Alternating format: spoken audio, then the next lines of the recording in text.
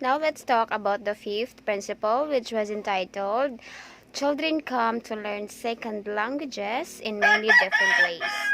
A child becomes bilingual in two different ways. The two most common is being simultaneous acquisition of two languages and successive acquisition of a second language. Simultaneous bilingualism is the exposure of two or more languages from during infancy or before a child turned 3 years old. This acquiring languages and becoming bilingual is also sometimes referred to as bilingual first language acquisition or BFLA, meaning that those children have two first languages. Next is the successive acquisition of a second language. When children are exposed to additional languages from age 3 or older, they are considered sequential or subsequent bilinguals.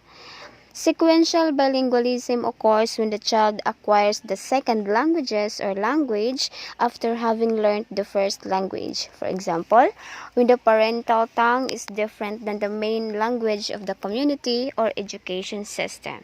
The difference between the simultaneous acquisition and successive acquisition of language is that simultaneous is concurrently or done at the same time. On the other hand, successive acquisition is succeeding or following in order. We have 4 types of bilingualism that fall into 2 ways of learning languages have been identified. For types 1 and 2, children have had high exposure to both languages at an early age. First type is the simultaneous bilingualism.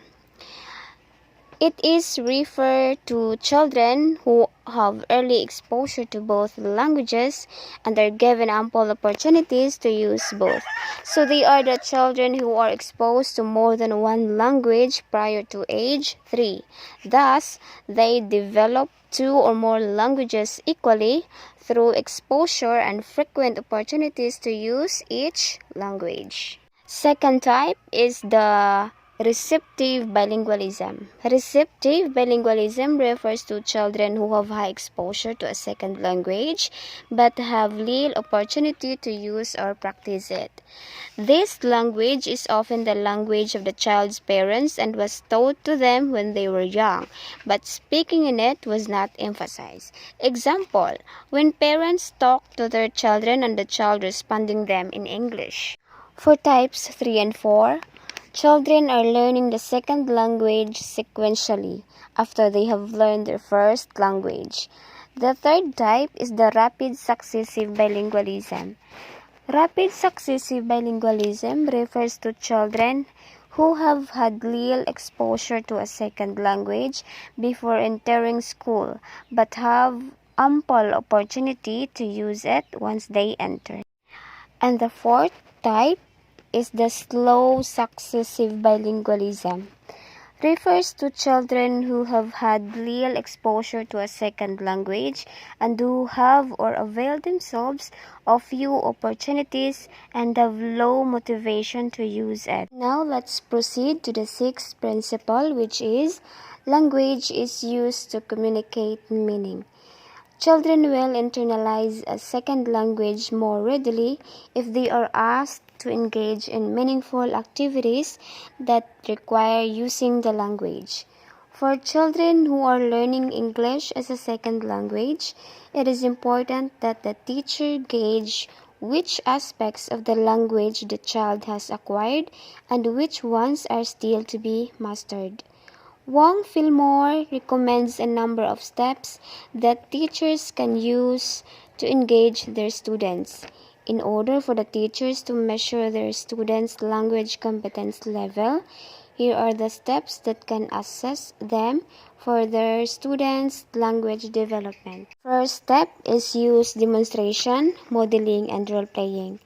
Teachers can use these methods so they can measure students' abilities, capabilities, and as well as knowledge of a second language through demonstrating, modeling, and role-playing activities in the classroom.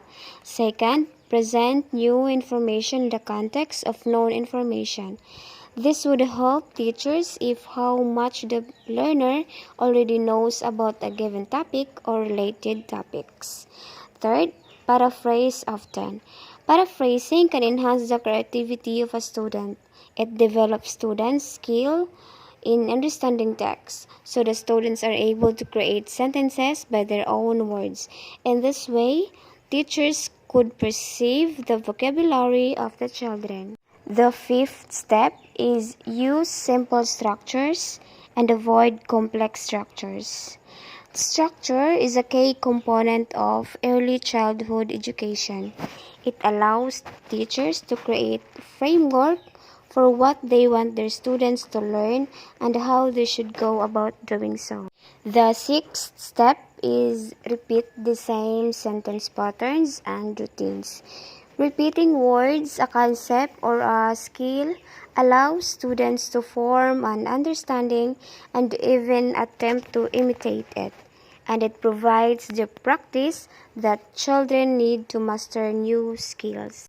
And the last one is tailor questions for different levels of language competence and participation. It measures students' thinking and encourages them to think about things in different ways. When teacher asks questions, students learn to obtain information to enhance their own understanding of a topic. Now let's proceed to the seventh principle, which is language flourishes best in a language-rich environment. Teachers of children with limited English proficiency need to be good models of language use. In particular, they should encourage children to practice English as much as possible and provide reinforcement by expanding on the children's vocabulary repertoire and by speaking coherently. It is important for children learning English to interact with others in the classroom as much as possible. Speaking with their peers will give them a stronger reason for communicating. Second language learners also need to be exposed to meaningful literacy activities. This is especially important for children from homes where literacy activities may be rare. It is vital for teachers to make reading and writing appealing and significant to the children. They should encourage students to write about people, places, or activities that are important to them. Such topics will motivate students to take risks with a language that they might not take with artificial or meaningless subjects. And the last principle in fostering second language development in young children is the principle number 8, which is children should be encouraged to experiment with language. Learning a second language is similar to learning a first language in that a child needs to experiment and produce utterances that may be inaccurate yet reflect normal language development. In this way, the child is attempting to figure out the patterns and rules that govern the language. To correct the child's speech, teachers should rephrase or expand on what the child has already said. Feedback from peers will also help the children determine which phrases are right and wrong. While children may appear to be making more mistakes during experimentation, they are actually learning to internalize chunks of appropriate speech. They test these chunks of language by using them in situations that may or may not be appropriate. The feedback they receive helps them determine whether they have guessed correctly. This is very important principle in fostering second language, for it keeps the brain in good shape and enhances our cognitive skills and memory.